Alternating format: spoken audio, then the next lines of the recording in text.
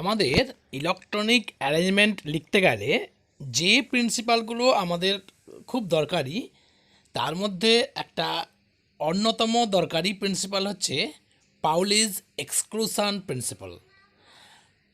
পাউলিস exclusion principle, according to this principle, no two electron in an atom can have four quantum number identical. According to this principle, no two electron in an atom can have four quantum number identical. তার মানেটা কি? তার মানেটা হচ্ছে যে কোনো দুটো ইলেকট্রনের ফোর কোয়ান্টাম নাম্বার কখনো একই হতে পারে না। যে কোনো দুটো ইলেকট্রনের চারটে কোয়ান্টাম নাম্বার কখনোই একই হতে পারবে না। এটা আমাদের পাউলিস এক্সক্লুশন প্রিন্সিপাল থেকে জানা গেছে। According to Pauli's exclusion principle, if two electron has same n, l and m values, then it must have different s values. Explanation of the Pauli's exclusion principle. Explanation of the Pauli's exclusion principle. If two electron has same n, l and m values, then they must have different s values. তার মানেটা কি? যদি দুটো ইলেকট্রনের same n, l আর m values হয়, মানে principal quantum number, azimuthal quantum number আর ম্যাগনেটিক কোয়ান্টাম নাম্বার, এই তিনটে ভ্যালু যদি একই হয়ে যায়, তাহলে কিন্তু ফোর্থ যে কোয়ান্টাম নাম্বারটা আছে এটা হচ্ছে S, that is spin quantum number, must be different for this two electrons. Clear? তাহলে পাউলিজ এক্সক্লুশন প্রিন্সিপাল অনুসারে আমরা বলতে পারি যদি দুটি ইলেকট্রনের তোমার এন সেম এন, এল আর এম ভ্যালুজ হয়ে যায়, তাহলে fourth quantum number that is S, that is spin quantum number, must be different. একটা এক্সাম্পল নিয়েছি আমরা, দেখো 1s2, দ্যাট ইজ ওয়ান সাবসেলের মধ্যে 1s সাবসেলের মধ্যে দুটো ইলেকট্রন আছে। 1s সাবসেলের মধ্যে দুটো ইলেকট্রন আছে, 1s সাবসেলের একটাই অরবিটাল। দেখো আমাদের অরবিটাল মানে একটা ঘর দিয়ে আমরা ইন্ডিকেট করেছি, সেখানে দুটো ইলেকট্রন আছে। এই দুটো ইলেকট্রনের মধ্যে ফার্স্ট যে ইলেকট্রনটা তার এন এর ভ্যালু হচ্ছে 1, কেন এটা 1s2, 1 আছে, এই 1 এর জন্য এনটা কত হয়ে যাবে 1, ফার্স্ট সেলে আছে বলে। যেহেতু এটা এস সাবসেল, তাই জন্য এলটা কত হয়ে যাবে 0। আর এল 0 হলে তোমরা জানো এম এর ভ্যালুটা মাইনাস এল থেকে প্লাস এল পর্যন্ত হয়, ফলে এটা এম এর ভ্যালুটাও 0 হয়েছে। কিন্তু এটা ক্লকওয়াইজ মোশনের জন্য এস এর ভ্যালুটা প্লাস হাফ হয়েছে, এস এর ভ্যালুটা কত হয়েছে প্লাস হাফ হয়েছে। এবার সেকেন্ড ইলেকট্রনটাকে নিয়ে দেখবো। সেকেন্ড ইলেকট্রনটা দেখো, সেকেন্ড ইলেকট্রনটাও তোমার 1s সাবসেলে আছে, সেই জন্য এর এন এর ভ্যালুটা কত 1, এল এর ভ্যালু কত 0, এম এর ভ্যালুও 0, কিন্তু এস এর ভ্যালুটা কত মাইনাস হাফ। এন এর ভ্যালুটা 1 কেন না, এটা n ইকাল টু 1 ফার্স্ট সাবসেলে আছে, ফার্স্ট সেলে আছে, সেই জন্য n ইকাল টু 1। যেহেতু এটা এস সাবসেলে আছে সেই জন্য এল এর ভ্যালু 0, এল এর ভ্যালু 0 হওয়া মানে এম এর ভ্যালুও 0 হবে, আর এস এর ভ্যালুটা কত হয়ে যাচ্ছে মাইনাস হাফ। এস এর ভ্যালুটা কত হচ্ছে মাইনাস হাফ। তাহলে আমরা দেখতে পেলাম এই দুটো ইলেকট্রনের জন্য তিনটে কোয়ান্টাম নাম্বার এন, এল আর এম একই আছে, শুধু এসটা আলাদা। একজনের জন্য এসটা প্লাস হাফ, আর একজনের জন্য এসটা মাইনাস হাফ। এইভাবে পাউলিস এক্সক্লুশন প্রিন্সিপাল থেকে আমরা বলতে পারি যে যে কোনো দুটো ইলেকট্রনের চারটে কোয়ান্টাম নাম্বার কখনো একই হতে পারে না। According to the Pauli's exclusion principle, we can say that in a orbital, only two electron can accommodate, but one electron has clockwise spin but another has anti-clockwise spin. According to the Pauli's exclusion principle, we can say that an orbital can accommodate only two electrons. One has clockwise spin and another has anti-clockwise spin. Because in an orbital, the two electrons has same n, l and m values, but they have different s values. According to Pauli's exclusion principle, we can say that in a orbital, only two electrons can accommodate, but one electron has clockwise spin and another has anti-clockwise spin. Is that clear? তাহলে আমরা পাউলিস exclusion principal থেকে বলতে পারি যে কোনো অরবিটালের মধ্যে মাত্র দুটো ইলেকট্রন থাকতে পারে। এইবার আমরা আলোচনা করব আব্বাও প্রিন্সিপাল সম্বন্ধে। ইলেকট্রনিক অ্যারেঞ্জমেন্ট লিখতে গেলে আব্বাও প্রিন্সিপাল একটা অত্যন্ত দরকারি principle. According to the Aufbau principle, electrons will occupy shells and subshells in order of their increasing এনার্জিজ।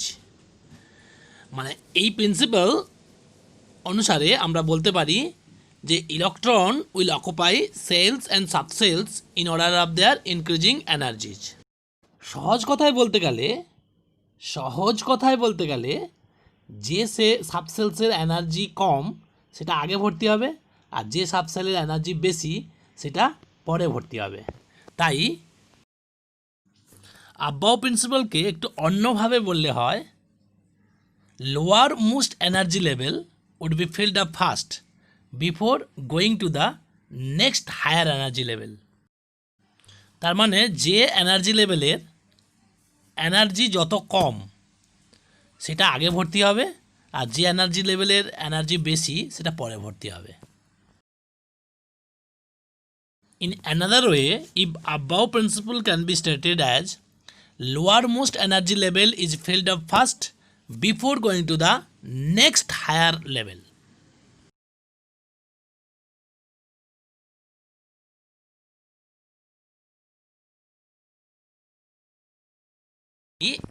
Or energy order of subcells are determined by n plus L rule. Energy order of subcells are determined by n plus L rule. The energy of these subcells are determined by n plus L rule. According to the first postulates of n plus rule, কি বলছে যে the subcells having lower n plus value are filled before those with higher n plus L values. তার মানে যার n plus L এর value কম, কোনো একটা subshell যার n plus L এর ভ্যালু কম হবে সেই অরবিটালটা আগে ভর্তি হবে, তারপরে কোনটা ভর্তি হবে যার n plus L ভ্যালু বেশি আছে। তা যে সাবসেলের n plus L এর ভ্যালু কম সেটা আগে ভর্তি হবে, যে সাবসেলের n plus L এর ভ্যালু বেশি তারা পরে ভর্তি হবে। 2 নম্বর প্রিন্সিপালস কী বলছে দেখো, in case of equal n plus L values, যদি দুটো সাবসেলের equal n plus L value হয়ে যায় তাহলে যার n এর ভ্যালু কম সেটা আগে ভর্তি হবে। আবারও বলছি, যদি দুটো সাবসেলের n plus L এর ভ্যালু একই হয়ে যায় তাহলে যার n এর ভ্যালু কম সেটা আগে ভর্তি হবে। n প্লাস এল এই রুল থেকে বিভিন্ন সাবসেলগুলোর এনার্জি অর্ডার বের করার আগে আমরা বিভিন্ন সেলে কতগুলো করে সাবসেল আছে কি ব্যাপার সেটা আমরা একটা লিস্টের আকারে দেখতে চাইছি। এইটা দেখো, এটা একটা লিস্ট। তুমি জানো অলরেডি আগে থেকে জেনেছো যে কে সাবসেলের মধ্যে অনলি কে সেলের মধ্যে একটাই মাত্র সাবসেল আছে, সেটা হচ্ছে 1s। কে সাবসেলের মধ্যে একটাই সাবসেল আছে সেটা হচ্ছে 1s, এখানে ম্যাক্সিমাম 2 ইলেকট্রন এখানে অ্যাকোমোডেট করতে পারে। আর এল সাবসেলের মধ্যে দুটো সাবসেল আছে সেটা হচ্ছে 2s 2p। 2s সাবসেলের মধ্যে দুটো ইলেকট্রন আর 2p সাবসেলের মধ্যে 6 ইলেকট্রন থাকতে পারে। ঠিক আছে, এম সাবসেলের মধ্যে দেখো, এম সেলের মধ্যে 3টে সাবসেল আছে 3s 3p 3d। 3s এর মধ্যে দুটো ইলেকট্রন, 3p তে 6 ইলেকট্রন, 3d তে 10 ইলেকট্রন থাকে। এগুলো আমরা আগে থেকেই জেনেছি। তাহলে এস সাবসেলে 2 ইলেকট্রন থাকে, পি সাবসেলে 6 ইলেকট্রন থাকে, আর ডি সাবসেলে 10 ইলেকট্রন থাকে, আর এফ সাবসেলে 14 ইলেকট্রন থাকে। তো যাই হোক, কে সেলের মধ্যে একটাই সাবসেল আছে, এল সেলের মধ্যে দুটো সাবসেল আছে, এম সাবসেলের মধ্যে তিনটে সাবসেল আছে 3s 3p 3d। এন সেলের মধ্যে 4টে সাবসেল আছে 4s 4p 4d 4f। ও সেলের মধ্যে আমাদের আছে সাবসেলগুলোর নাম হচ্ছে 5s 5p 5d 5f। P সেলের মধ্যে যে সাবসেলগুলো আছে সেগুলো হচ্ছে 6s 6p 6d 6f। Q সেলের মধ্যে 7s 7p 7d 7f। আর এই পাওয়ারে যে ভ্যালুগুলো আছে সেইগুলো ওই সাবসেলে ম্যাক্সিমাম কতগুলো করে ইলেকট্রন থাকে সেই ভ্যালুকে ইন্ডিকেট করে। ঠিক আছে, এদের আমরা এনার্জি অর্ডার বের করব n প্লাস এল রুল অনুসারে। আমরা n প্লাস এল রুল অনুসারে দেখাতে পারি যে এই 1s এর সব থেকে এনার্জি অর্ডার মানে এনার্জি সব থেকে কম, তারপরে 2s, তারপর 2p। সেই এনার্জি অর্ডারটা আমরা n প্লাস এল এর ভ্যালু দিয়ে ক্যালকুলেট করে দেখাবো। এখন দেখো, n প্লাস এল রুলের সাহায্যে আমরা বিভিন্ন সাবসেলের এনার্জি অর্ডার ডিটারমাইন করতে পারি। যেমন দেখো, কে সাবসেলে 1s2 মানে একটাই সাবসেল আছে সেটা হচ্ছে 1s, মানে ম্যাক্সিমাম নাম্বার অফ ইলেকট্রন 2। এরকম করে L M N O P Q সব সেলে কতগুলো করে সাবসেল আছে সেটা আমরা অলরেডি আগে দেখিয়েছি এবং আলোচনা করলাম। এখান থেকে আমরা দেখো n প্লাস এল রুলকে কাজে লাগিয়ে কার এনার্জি কম কার এনার্জি বেশি সেটা ডিটারমাইন করব। তো তার আগে আমরা মনে রাখার জন্য আমরা একটা অ্যারোর হেল্প নিচ্ছি বা তীরের হেল্প নিচ্ছি। দেখো এই দিক থেকে যদি আমরা অ্যারোগুলো টানি বা তীরগুলো মারি, তাহলে এই অ্যারোগুলো আমরা আগে প্রথম টেনে নেবো সোজাসুজি করে, কোনাকুনি করে এই অ্যারোগুলো টেনে নেবো। দেখা যাচ্ছে যে প্রথম যে অ্যারো সেইটা 1s কে টাচ করেছে, সেই জন্য 1s এর এনার্জি সব থেকে কম হবে। তারপরে অ্যারোটা দেখো 2s কে টাচ করেছে, এই জন্য 2s এর এনার্জি তারপরে হবে। তারপরে অ্যারোটা দেখো 2p আর 3s কে টাচ করেছে, তাহলে তারপরে এনার্জি সব থেকে কম হবে 2p, তারপরে হবে 3s এর এনার্জি হবে। তারপরে এনার্জিটা দেখো, এনার্জিটা দেখো 3p আর 4s কে টাচ করেছে, তার 3p এর এনার্জি তারপরে হবে, তারপরে 4s এর এনার্জি হবে। তারপরে আমাদের যে অ্যারোটা আছে সেই অ্যারোটা দেখো 3d 4p আর 5s কে টাচ করেছে, তাহলে সব থেকে এনার্জি এইগুলোর মধ্যে এনার্জি কম হবে 3d, তারপরে 4p, তারপর 5s। এরকম করে আমরা এনার্জি অর্ডারগুলো পেয়েছি। এবং যার এনার্জি কম সেটা আগে ভর্তি হবে, তার মানে 1s সাবসেল আগে ভর্তি হবে, তারপর 2s ভর্তি হবে, তারপর 2p ভর্তি হবে, তারপর 3s ভর্তি হবে, তারপর 3p ভর্তি হবে, কিন্তু 3d না ভর্তি হয়ে 4s ভর্তি হয়ে যাবে। এই জায়গাটা দেখো আমাদের কিন্তু চেঞ্জ হয়ে গেছে। আবার 3d 4p আর 5s ভর্তি হবে, 3d পরে 4p 5s, তারপর 5s ভর্তি হবে। এরকম করে করে আমরা কিন্তু ইলেকট্রনগুলো ভর্তি করব এবং ইলেকট্রনিক অ্যারেঞ্জমেন্টগুলো লিখবো। দেখো এনার্জি অর্ডারগুলো আমরা n প্লাস এল রুল দিয়েও আমি মিলিয়ে নিতে পারি। দেখো 1s সাবসেলের জন্য n এর মানটা হচ্ছে কত 1, l এর মানটা 0, তাহলে n প্লাস l কত 1। 2s সাবসেলের জন্য n এর মানটা 2, l এর মানটা 0, তাহলে n প্লাস l কত হচ্ছে 2। 2p সাবসেলের জন্য n এর মানটা 2, l এর মানটা 1, তাহলে n প্লাস l হচ্ছে কত 3।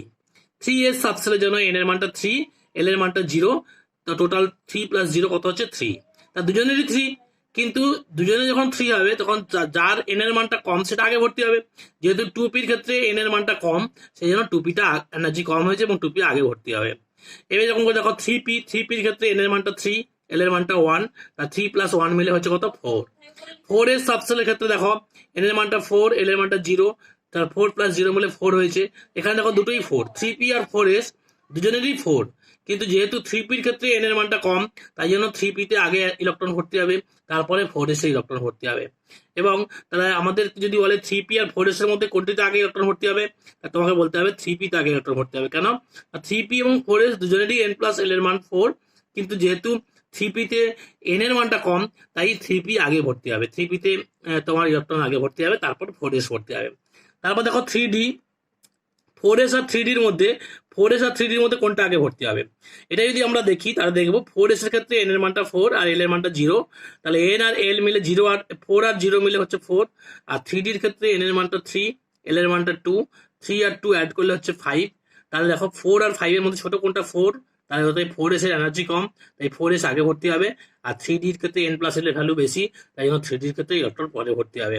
এরপরে 4p-র ক্ষেত্রেও দেখো 4 আর 1, n এর মানটা 4 আর l এর মানটা 1, কেন p সাবসেল হলে lটা 1 হবে, তো সেক্ষেত্রে এটা 5 হয়ে গেল। তাই 4 প্লাস 1 মিলে কত হয়ে গেল, n প্লাস lটা, n প্লাস l কত হয়ে গেল 5 হয়ে গেল, n প্লাস l কত হয়ে গেল 5 হয়ে গেল। তার মানে আমরা বলতে পারি যে এই দুটো 5 হলে 3d আর 4p দুজনেরই 5 হলে কি হবে, 3d-র n এর মানটা কম বলে 3d আগে ভর্তি হবে, 4p পরে ভর্তি হবে। এইভাবে আমরা এনার্জি অর্ডারগুলো পেলাম। তাহলে আমরা বলতে পারি 1s এর এনার্জি সব থেকে কম হবে, 1s আগে ইলেকট্রন ভর্তি হবে, তারপর 2s ভর্তি হবে, তারপর 2p ভর্তি হবে, তারপর 3s ভর্তি হবে, তারপর 3p ভর্তি হবে, তারপর 4s ভর্তি হবে, তারপর 3d ভর্তি হবে, তারপরে 4p সম্বন্ধে আলোচনা করব। Some simple electronic configuration of some element. দেখো C6 এর ইলেকট্রনিক অ্যারেঞ্জমেন্ট করব। C6 এর ইলেকট্রনিক অ্যারেঞ্জমেন্ট করতে গেলে আমরা দেখতে পাচ্ছি কার্বনে মোট 6টা ইলেকট্রন আছে। এই 6টা ইলেকট্রন কিভাবে ভর্তি হবে, আমরা যখন ছোটবেলায় লিখতাম তখন 2 আর 4 লিখে দিতাম, কিন্তু এখানে 2 আর 4 লিখতে পারবে না। তার পরিবর্তে এখানে ইলেকট্রনিক অ্যারেঞ্জমেন্টটা হবে, প্রথমে 1s এ ইলেকট্রন যাবে, 1s এ ইলেকট্রন যাবে, সেখানে 1s এ দুটো ইলেকট্রন যাবে। কেন? 1s সাবসেলে ম্যাক্সিমাম দুটো ইলেকট্রন থাকে, ওকে দিয়ে দিলাম।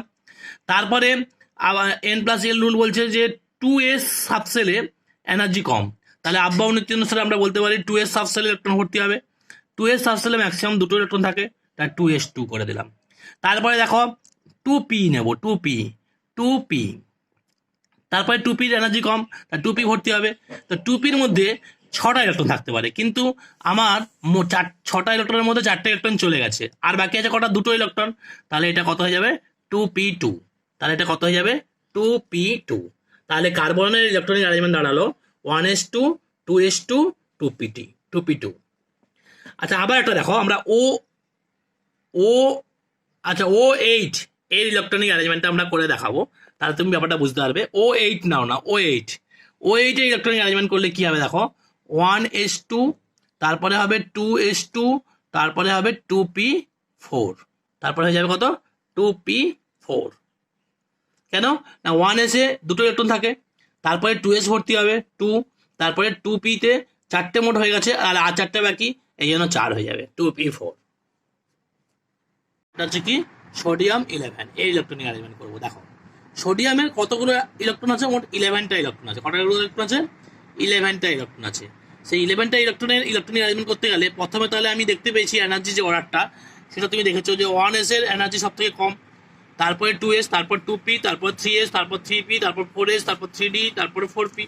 তাহলে আমি প্রথম 1s কে দুটো ইলেকট্রন দিয়ে দেবো, 1s এ দুটো ইলেকট্রন দিয়ে দিলাম। তারপরেই আসবে কে 2s এ দুটো ইলেকট্রন দিলাম। তারপরে কি আসবে 2p তে 6টা ইলেকট্রন দিয়ে দিলাম। তাহলে মোট কটা ইলেকট্রন হয়ে গেল, 6-10টা ইলেকট্রন হয়ে গেল। তারপরে যেটা ভর্তি হবে সেটা হচ্ছে 3s। তুমি দেখতে পেয়েছো যে 3s এর এনার্জি সবথেকে কম, এই এনার্জি অর্ডারটাও দেখতে পারো 1s, তারপরে 2s, তারপর 2p, তারপর 3s ভর্তি হবে। কারণ 3s ভর্তি হলে তার 3s কে দেবো ইলেকট্রন, কিন্তু আমার আর উপায় নেই, কেন 3s এ তো দুটো ইলেকট্রন থাকে, কিন্তু আমার কাছে আছে মাত্র একটা ইলেকট্রন বাকি আছে। তো 11টার মধ্যে 10টা অলরেডি চলে গেছে, 10টা চলে গেছে, 2 2 4 আর 6 মিলে 10টা ইলেকট্রন অলরেডি হয়ে গেছে। তাহলে বাকি আছে কত, অনলি 1 ইলেকট্রন লেফট। তাহলে ওকে আমরা কটা ইলেকট্রন দেবো, 1 দেবো। তাহলে 3s1 হয়ে যাবে, 3s1 হয়ে যাবে। তাহলে 1s2 2s2 2p6 3s1 হয়ে গেল।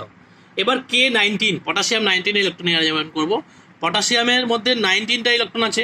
তাহলে প্রথমে 1s কে দুটো ইলেকট্রন দিলে, তারপরে 2s কে দুটো ইলেকট্রন দিলে, তারপরে 2p কে দুটো ইলেকট্রন দিলে, 6টা ইলেকট্রন দিলে, তারপরে তুমি কাকে দিবে, 2pর পরে 3s কে দিবে, 3s কে দুটো ইলেকট্রন দিবে, তারপরে কাকে ইলেকট্রন দিবে, 6 10 2 12টা হয়ে গেল।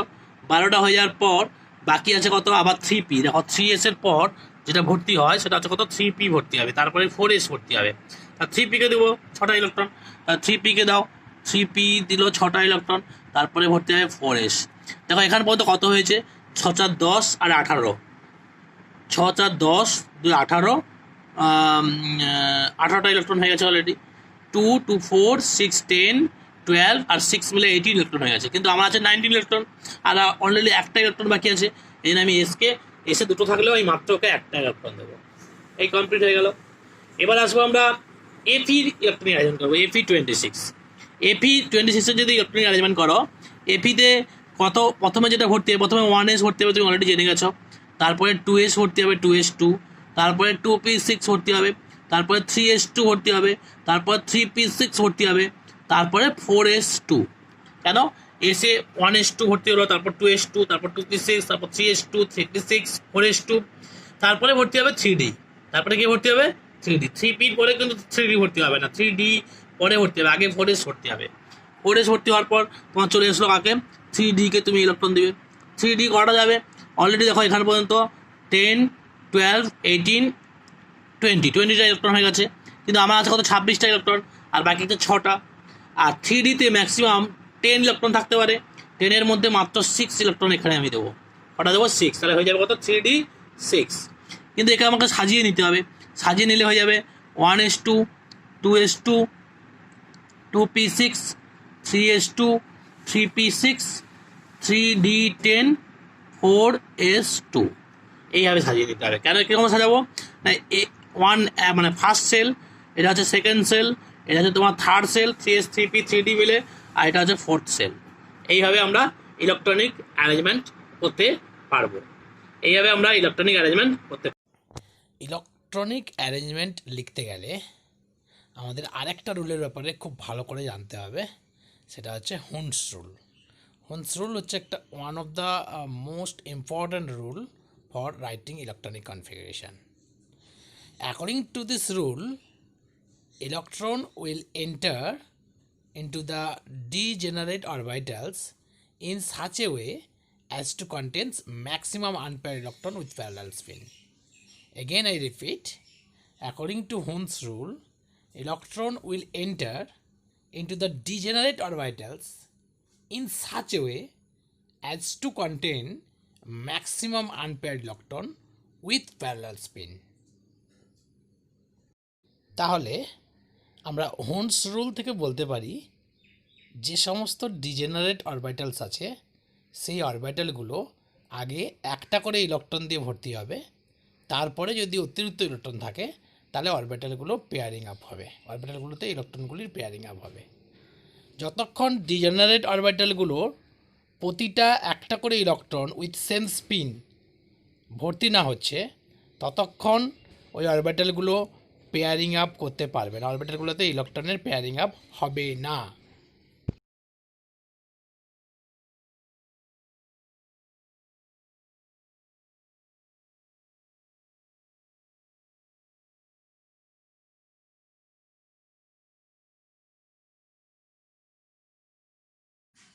এখন আমাদের একটা নতুন টার্ম পেয়েছি, নতুন নয় পুরনো টার্ম অ্যাকচুয়ালি, আমরা আগেও ওটার সম্বন্ধে আলোচনা করেছি যে ডিজেনারেট অরবিটাল। হোনস রুলস মধ্যে ডিজেনারেট অরবিটাল এই কথাটা বারবার ধরে আসছে।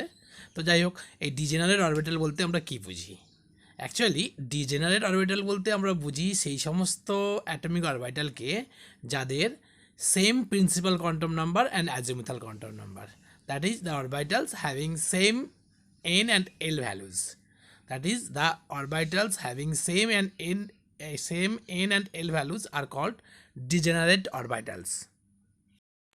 যেমন দেখো পি সাবসেল, পি সাবসেলের মধ্যে তিনটে ডিজেনারেট অরবিটাল আছে যাদের এনার্জি সমান। P subshell consist of 3 degenerate orbitals having equal energies. They are termed as px, py and pz. তার মানে আমরা দেখতে পাচ্ছি পি অরবিটালের মধ্যে তিনটে ডিজেনারেট অরবিটাল আছে। Similarly, d subcell consists of 5 orbitals of equal energies. So, d subcell is 5-fold degenerate.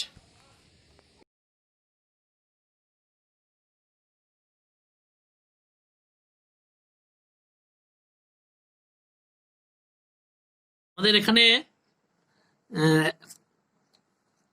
Expression দেখো, হোনস রুলের এক্সপ্রেশন আমরা বলছি যে ধরলাম আমরা একটা P3 সাবসেল সিস্টেম নিয়েছি, P3 সিস্টেম নিয়েছি।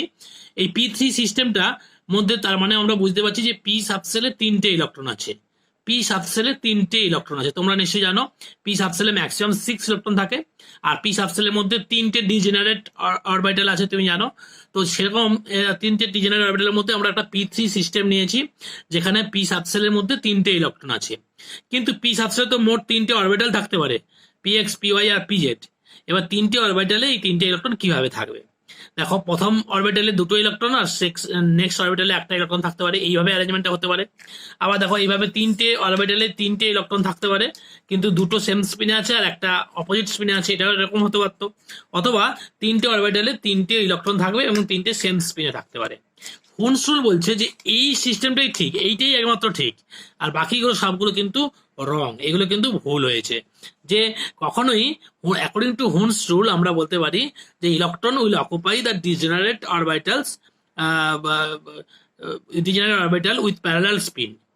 Electron will occupy the degenerate orbital Singoli with parallel spin. তার অতএব আমাদের যে তিনটে যে পসিবল অ্যারেঞ্জমেন্ট আমরা লিখলাম তার মধ্যে 3 নম্বর অ্যারেঞ্জমেন্টটাই ঠিক হবে, 4 নম্বর অ্যারেঞ্জমেন্টটা ঠিক হবে না। কিন্তু যদি P3 জায়গায় আমরা P4 সিস্টেম নিতাম, প্রথমে সবাইকে আগে একটা করে ইলেকট্রন দেবো সেম স্পিনে, তারপর নেক্সট ইলেকট্রনটা পেয়ারিং অ্যাপে আসবে এবং সেটা অবশ্যই অপোজিট স্পিনে থাকবে। দেখো, px, py, pz এ প্রথমে সেম স্পিনে একটা করে ইলেকট্রন দিয়ে ভর্তি করেছি, তারপর নেক্সট ইলেকট্রনটা এসে অপোজিট স্পিনে ভর্তি হয়েছে, কারণ একটা অরবিটালে দুটো ইলেকট্রন সেম স্পিনে থাকতে পারে না। এটা তো আমাদের বলে দিয়ে গেছে, পাউলিজ এক্সক্লুশন প্রিন্সিপাল থেকে তোমরা পেয়েছো। তাহলে আমরা পাউলিজ এক্সক্লুশন প্রিন্সিপালকে কাজে লাগালাম এবং হোনস রুলকে কাজে লাগিয়ে P4 সিস্টেমের জন্য এটা করলাম। যদি P5 নিতে তোমরা, তাহলে এইরকম px, py, pz এ একটা করে সেম স্পিনে থাকতো, তারপরে px আর py তে অপোজিট স্পিনে একটা করে ইলেকট্রন ভর্তি হতো, তখন P5 সিস্টেমে এরকম ভাবে ইলেকট্রনের অ্যারেঞ্জমেন্ট হতো। এই রুলসটা জানলে আমরা কোনো একটা অরবিটালে, কোনো একটা সাবসেলে কতগুলো আনপেয়ার ইলেকট্রন থাকতে পারে তা সেটা আমরা ডিটারমাইন করতে পারবো হোনস রুলটাকে কাজে লাগিয়ে।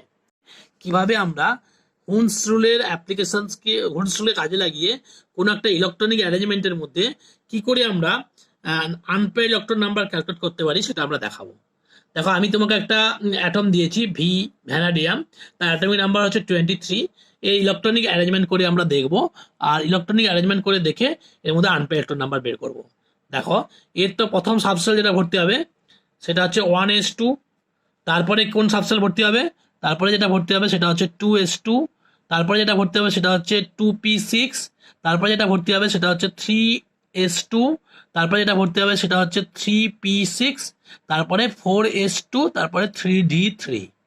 তাহলে দেখো আমাদের ইলেকট্রনিক অ্যারেঞ্জমেন্টে যেটা দাঁড়ালো সেটা হচ্ছে কি 1s2, 2s2, 2p6, 3s2, 3p6, 4s2, 3d3।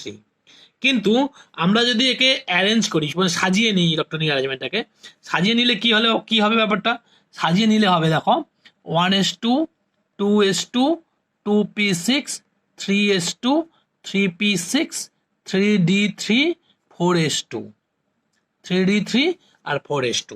আবার বলছি সাজিয়ে নিলে দাঁড়াচ্ছে 1s2, 2s2, 2p6, 3s2, 3p6, 3d3, 4s2। দেখো এই যে ভিতরে যে সেলগুলো সাবসেলগুলো আছে সেগুলো কমপ্লিটলি ফিল আছে, সেগুলো নিয়ে কোনো প্রবলেম নেই। কিন্তু ডি সাবসেলে ম্যাক্সিমাম 10 ইলেকট্রন থাকে, তার যে কটা ইলেকট্রন আছে 3টে ইলেকট্রন আছে। তো এই ডি সাবসেলের কত 3টে ইলেকট্রন কিভাবে থাকবে সেটা নিয়ে আমাদের বিচার্য বিষয়। এই 4s এ 2টো ইলেকট্রন আছে, ওটাকে নিয়ে আমার কোনো চিন্তা ভাবনা নেই, ডি সাবসেলটাকে নিয়ে আমরা দেখি। ডি সাবসেলে তুমি জানো ম্যাক্সিমাম 5টা সাবসেল আছে। কটা সাবসেল আছে? 5টা, 1, 2, 3, 4, 5। আর এস সাবসেলে একটাই অরবিটাল আছে। ডি সাবসেলে 5টা অরবিটাল আছে, আর এস সাবসেলে একটা অরবিটাল আছে।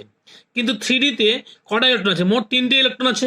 3টে ইলেকট্রন কিরকম থাকবে না, অ্যাকর্ডিং টু হুনস রুল প্রত্যেককে একটা করে ইলেকট্রন পাবে। 3টে অরবিটাল 3টে ইলেকট্রন পাবে, বাকি দুটোতে কোনো ইলেকট্রন থাকবে না, কারণ নেই বলে। যদি থাকতো তাহলে বাকিগুলোতে ইলেকট্রন ভর্তি হতো। এরকম ভাবে ইলেকট্রনিক অ্যারেঞ্জমেন্ট হলো। তাহলে এখানে নাম্বার অফ আনপেয়ার ইলেকট্রন দাঁড়িয়ে গেল, number of unpair electron equal to হয়ে গেল 3। নাম্বার অফ আনপেয়ার ইলেকট্রন হয়ে গেল ইকুয়াল টু 3। আবারও বলছি ভ্যানাডিয়ামে যে ইলেকট্রনিক অ্যারেঞ্জমেন্ট সেখান থেকে আমরা পেয়ে গেলাম এদের নাম্বার অফ আনপেয়ার ইলেকট্রন হয়ে গেছে কত? 3। কেন 3D-তে ম্যাক্সিমাম এখানে 3টে ইলেকট্রন আছে, কিন্তু 3D-তে ম্যাক্সিমাম 10 ইলেকট্রন থাকতে পারে। আর ডি সাবসেলে 5টা অরবিটাল আছে, 5টা অরবিটালের মধ্যে 3টে অরবিটালে 3টে ইলেকট্রন আছে এবং সিঙ্গলি ফিল্ড আছে, সেই জন্য এদের নাম্বার অফ আনপেয়ার ইলেকট্রন কত হচ্ছে 2। কিন্তু 4s-এ দেখো 2টো ইলেকট্রন ছিল, এই জন্য 2টো ইলেকট্রনই হয়েছে, সে একটা ক্লকওয়াইজ স্পিনে একটা অ্যান্টি ক্লকওয়াইজ স্পিনে, ফলে এখানে কোনো আনপেয়ার নেই, সবগুলো পেয়ার। আর ভিতরে যে 1s2, 2s2, 2p, 3s আর 3p সবগুলো কমপ্লিটলি ফিল্ড, মানে ওগুলো সবগুলি পেয়ার অবস্থায় আছে, সবগুলোতে পেয়ার ইলেকট্রন আছে, কোনো আনপেয়ার ইলেকট্রন নেই। শুধু 3D সাবসেলে 3টে আনপেয়ার ইলেকট্রন আছে। ব্যাপারটা কি বুঝতে পেরেছো? বলবে যে পাউলিজ এক্সক্লুশন প্রিন্সিপল, হুনস রুল আর এক্সক্লুশন প্রিন্সিপল, এই 3টে রুলের মধ্যে বেসিক ডিফারেন্সটা কি সেটা আমরা একটু আলোচনা করবো বা সামারাইজ করার চেষ্টা করবো। অ্যাকর্ডিং টু আব্বাও প্রিন্সিপল, আমরা আব্বাও প্রিন্সিপালকে কাজে লাগিয়ে আমরা যেটা পেয়েছি সেটা হচ্ছে বিভিন্ন সাবসেলগুলোর এনার্জি অর্ডার পেয়েছি, এবং এই রুলসে কাজে লাগিয়ে আমরা দেখেছি 1s এর এনার্জি সব থেকে কম, তারপরে 2s, তারপর 2p, তারপর 3s, তারপর 3p, তারপর 4s, তারপর 3d, তারপর এরকম ভাবে চলতে থাকবে, তারপর 4p, এরকম ভাবে চলতে থাকবে। এবং এই এনার্জি অর্ডারটা আমরা n+l রুল দ্বারা ডিটারমাইন করেছি, এবং আমরা বলেছি যে যার এনার্জি কম সেখানে আগে ইলেকট্রন ভর্তি হবে, এবং আস্তে আস্তে যার এনার্জি বেশি সেখানে ইলেকট্রন ভর্তি হয়ে যাবে। তাহলে 1s এ আগে ইলেকট্রন ঢুকবে, তারপর 2s এ, তারপর 2p-তে, তারপর 3s, তারপর 3p, 4s, 3d। এইভাবে আমরা আব্বাও প্রিন্সিপালের কাজে লাগিয়ে ইলেকট্রনিক অ্যারেঞ্জমেন্ট লেখা শিখেছি। কিন্তু হুনস রুল আবার একটু এক ধাপ এগিয়ে আমাদের বলল যে আমাদের যে এই সাবসেলগুলো আছে এস, পি, ডি, এফ, এই সমস্ত সাবসেলগুলো আছে, সাবসেলগুলোর মধ্যে নাম্বার অফ ডিজেনারেট অরবিটাল আছে। যেমন পি সাবসেলে 3টে ডিজেনারেট অরবিটাল আছে, ডি সাবসেলে 5টা ডিজেনারেট অরবিটাল আছে। তো এই অরবিটালগুলোতে ইলেকট্রন কিভাবে থাকবে? বলছে যদি কমপ্লিটলি ফিল থাকে তাহলে তো সবগুলো পেয়ার অবস্থায় থাকবে, সেটা নিয়ে কোনো কনফিউশন নেই, কারণ প্রতিটা ঘরে প্রতিটা অরবিটালে তোমার 2টো করে ইলেকট্রন থাকে। তাহলে পি সাবসেলে তোমার 3টে অরবিটাল আছে, যদি p6 হতো তাহলে প্রতিটা অরবিটালে 2টো করে ইলেকট্রন থাকতো, সেটা নিয়ে কোনো কনফিউশন হতো না, সবগুলোই পেয়ার হতো।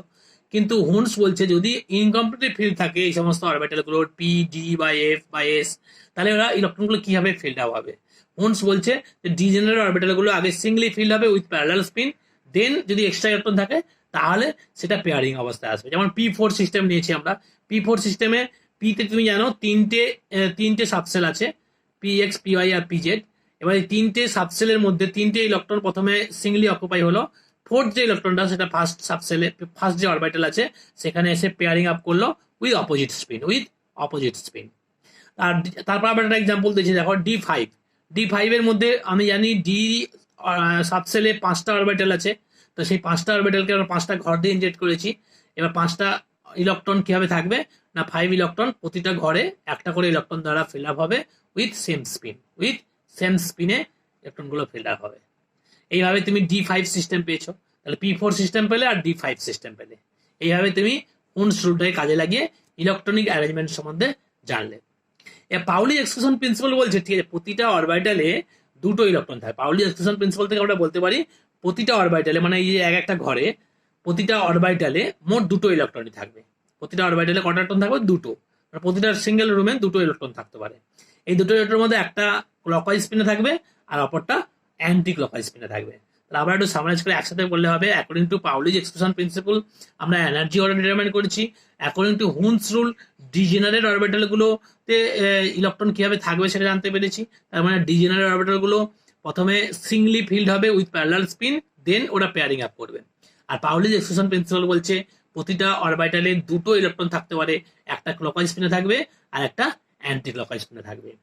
এইভাবে আমরা তিনটে রুলকে কাজে লাগিয়ে ইলেকট্রনিক অ্যারেঞ্জমেন্ট করতে পারি।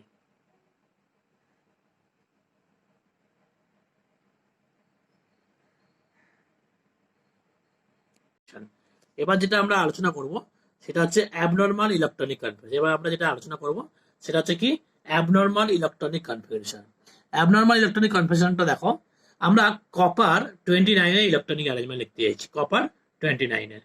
আর তুমি তো জানো যে 1s এর এনার্জি সব থেকে কম, তাই 1s এ আগে ইলেকট্রন ঢুকবে, তাহলে 1s2, তারপর 2s2 ভর্তি হবে, 2s ভর্তি হবে, তারপর 2p সাবসেল ভর্তি হবে, 2p6 হয়ে গেল, তারপর 3s ভর্তি হবে, 3s2 হলো, তারপরে 3p6 ভর্তি হবে, তারপরে 4s সাবসেলে ভর্তি হবে, সেটা দুটো ইলেকট্রন থাকে, দুটো হয়ে গেল। তারপর দেখো এখানে পর্যন্ত আমাদের 20টা ইলেকট্রন হয়ে গেছে, এই 4s পর্যন্ত আমাদের 20 ইলেকট্রন হয়ে গেছে। কতগুলো ইলেকট্রন হয়ে গেছে? 20। তো আমাদের নিচে তো মোট 29, কপারের অ্যাটমিক নাম্বার তো 29, বাকি আছে আর 9 অ্যাটমিক 9টা ইলেকট্রন বাকি আছে। এই 9 ইলেকট্রন কোথায় ঢুকবে না 3d সাবসেলে ঢুকবে। 3d সাবসেলে তো ম্যাক্সিমাম 10 ইলেকট্রন থাকে, আর আমার তো 10 নেই, বাকি আছে করে 9টা, 9 ইলেকট্রন ওকে দিয়ে দিলাম। তো এইটা হচ্ছে নর্মাল আবহাওয়া প্রিন্সিপাল অনুসারে আমরা যদি ইলেকট্রনিক অ্যারেঞ্জমেন্ট করি তাহলে এইভাবে যাওয়ার কথা ছিল।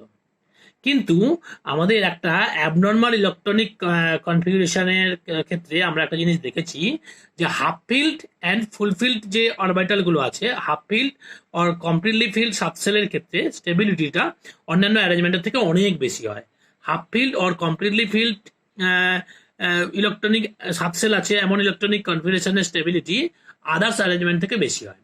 তুমি দেখো 3D তে ম্যাক্সিমাম কতগুলো ইলেকট্রন থাকতে পারে?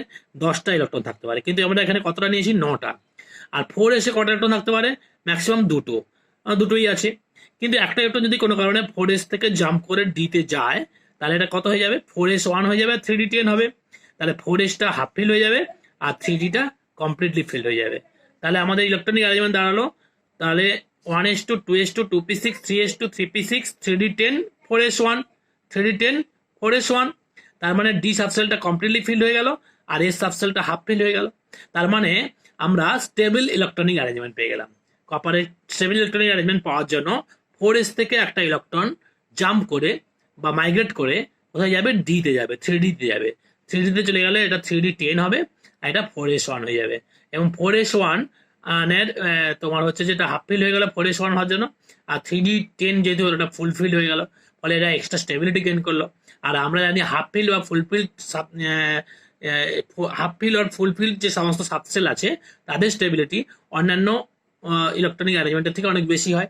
তো সেই জন্য আমরা কপারের ক্ষেত্রে এইরকম আমরা একটা অ্যাবনর্মাল ইলেকট্রনিক কনফিগারেশন দেখতে পেলাম। ক্লিয়ার ব্যাপারটা? তাহলে আমরা কি দেখলাম বলো, যে এস সাবসেলে এখানে ডি তো কমপ্লিটলি ফিল আছে, তাহলে এস এর ক্ষেত্রে কেবলমাত্র একটা ঘর এবং একটাই ইলেকট্রন আছে, ডি তো কমপ্লিটলি ফিল আছে, তাই নাম্বার অফ আনপেয়ার্ড ইলেকট্রন এখানে দাঁড়িয়ে যাবে, নাম্বার অফ আনপেয়ার্ড ইলেকট্রন এখানে দাঁড়িয়ে যাবে, নাম্বার অফ আনপেয়ার্ড ইলেকট্রন হবে আনপেয়ার্ড ইলেকট্রন হয়ে যাবে 1, নাম্বার অফ আনপেয়ার্ড কত হয়ে যাবে? 1 হয়ে যাবে। তো যাই হোক, এইভাবে আমরা একটা অ্যাবনর্মাল ইলেকট্রনিক কনফিগারেশন সম্বন্ধে আলোচনা করলাম। যেখানে যেখানে এরকম প্রবাবিলিটি আসবে সেখানে সেখানে এরকম ইলেকট্রন মাইগ্রেশন হবে, সেটা শুধুমাত্র লাস্ট একটা ভ্যালেন্স সেল আর পেনাল্টিমেট সেলের মধ্যে পেনাল্টিমেট সাবসেলের মধ্যে এটা হয়। আমরা আমরা অ্যাবনর্মাল ইলেকট্রনিক কনফিগারেশনে আরেকটা এক্সাম্পল নিয়ে কাজ করছি, সেটা হচ্ছে ক্রোমিয়াম। ক্রোমিয়াম 24 ইলেকট্রনিক অ্যারেঞ্জমেন্ট লিখবো। দেখো ক্রোমিয়াম 24 যদি নর্মাল ইলেকট্রনিক অ্যারেঞ্জমেন্ট আমরা লিখতে চাই তাহলে কি হবে, 1s2 2s2 2p6 3s2 তারপর 3p6 4s2 3d4 হবে। কেন এখান পর্যন্ত 20 ইলেকট্রন হয়ে গেছে, 1s2 থেকে 2s2 2p6 3s2 3p6 4s2 এখান পর্যন্ত এলে তোমার 20টা ইলেকট্রন কমপ্লিট। বাকি আছে কটা, 4টে ইলেকট্রন বাকি, মোট তো 24 ইলেকট্রন ছিল, তা 4টে ইলেকট্রন পরবর্তী যে সাবসেলটা আছে 3d সাবসেল, এখানে 4টে ইলেকট্রন যাবে। কারণ তুমি জানো 4s এর এনার্জি মানে 4sটা আগে ভর্তি হয় তারপর 3d ভর্তি হয়, তো 4s এখানে ভর্তি হয়ে গেছে, তাহলে 4s পর্যন্ত তোমার 20টা ইলেকট্রন ভর্তি হয়ে গেছে, তারপরে 4টে ইলেকট্রন তাহলে 3d তে যাবে, 3d4 হবে। এটা নর্মাল আবহাও প্রিন্সিপাল অনুসারে যদি ইলেকট্রনিক অ্যারেঞ্জমেন্ট লিখি তাহলে এইভাবে হওয়া উচিত ছিল, কিন্তু সেটা না হয়ে দেখো আমাদের কি হয়েছে, এই এস থেকে একটা ইলেকট্রন জাম্প করে বা একটা ইলেকট্রন মাইগ্রেট করে D3D তে চলে যাবে, 4s থেকে একটা ইলেকট্রন 3d তে চলে যাবে, ইলেকট্রনিক অ্যারেঞ্জমেন্ট হয়ে যাবে 1s2 2s2 2p6 3s2 3p6। একটু সাজিয়ে নিয়েছি, 3 গুলোকে এক জায়গায় নিয়ে নেবো, 3s2 3p6 3d5 হয়ে গেল, আর এটা 4s1 হয়ে গেল। এটা হয়ে লাভ কি হলো না, ডি তে ম্যাক্সিমাম 10 ইলেকট্রন থাকতে পারে, তার হাফ করলে হয় 5, এটা হাফ ফিল্ড হয়েছে। আর এস থেকে একটা ইলেকট্রন জাম্প করার ফলে এতে এসে ম্যাক্সিমাম 2টো ইলেকট্রন থাকতে পারে, দুটোরও হাফ হয়ে গেছে, তাই এটাও হাফ হয়েছে এটাও হাফ হয়েছে। তাহলে আমরা দেখতে পাচ্ছি হাফ ফিল্ড সাবসেলগুলোর স্টেবিলিটি বেশি হয়, আমি আগেও বলেছি half filled subshell has extra stability then other arrangement. So this migration occurs and the electronic configuration becomes 1s2 2s2 2p6 3s2 3p6 3d5 4s1. This is the actual electronic arrangement. এই অ্যারেঞ্জমেন্টটা ভুল, এই অ্যারেঞ্জমেন্টেই তো actually ঠিক হবে, কারণ half filled subshell has extra stability, half filled subshell has extra stability. এইভাবে আমরা ক্রোমিয়ামের electronic arrangement করলাম।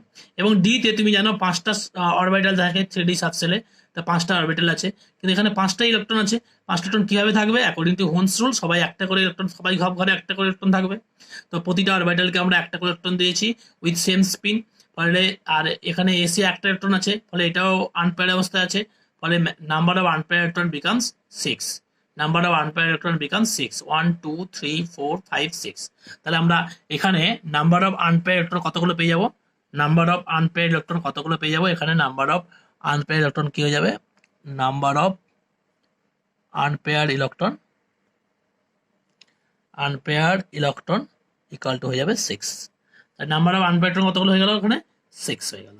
এইভাবে তুমি ক্রোমিয়ামের ইলেকট্রনিক অ্যারেঞ্জমেন্ট করতে পারো।